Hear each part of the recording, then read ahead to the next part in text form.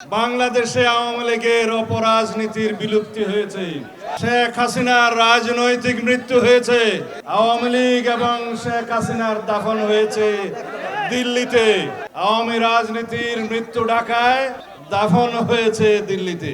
আমরা কি এখনো ভারতীয় সংস্কৃতির আগ্রাসন থেকে মুক্ত হয়েছি?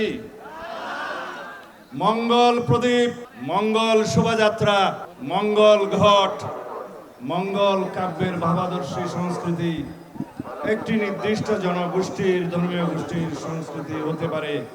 আমরা তাদের সেই সংস্কৃতি পালনে সর্বোচ্চ স্বাধীনতা নিশ্চিত করব, কিন্তু এই ভূখণ্ডের, এই বাংলাদেশের হাজার বছরের আবহমান কালের লালিত যে সংস্কৃতি, পালিত যে সংস্কৃতি, সেই সংস্কৃতির বৃহত্তর জনগোষ্ঠীর সংস্কৃতি, যেই স্বাতন্ত্র সংস্কৃতি এবং ধর্মীয় মূল্যবোধের সংস্কৃতি, তাকে বিকৃত এবং বিস্তৃত করতেই মঙ্গল শোভাযাত্রার প্রচলন করেছিল 1996 সাল থেকে আওয়ামী লীগ।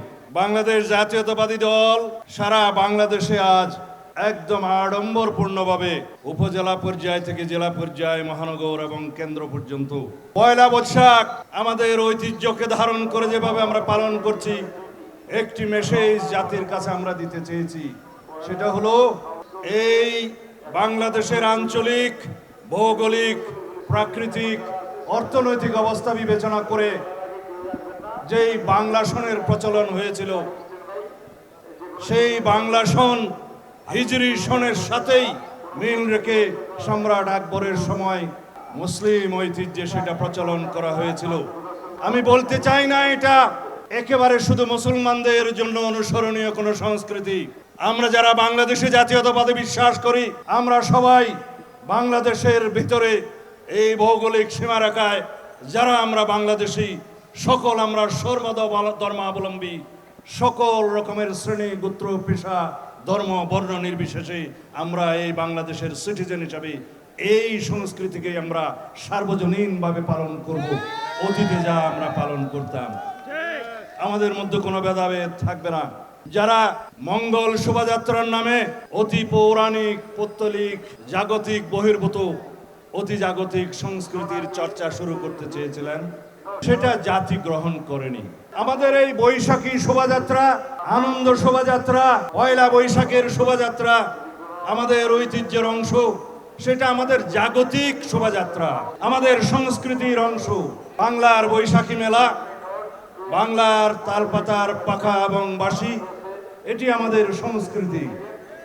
আমরা পান্তা ভাত খেয়েছি, আমরা ইলিশ মাছ খেয়েছি, আমাদের সংস্কৃতির মতো করে আমরা উদযাপন করেছি।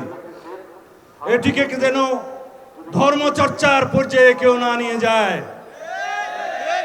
আমরা এই সমস্ত বাংলাদেশের মানুষ, সকল নাগরিক, সাংবিধানিকভাবে আমাদের মধ্যে কোনো ভেদাভেদ নাই। আমরা এই দেশের এই ভূখণ্ডের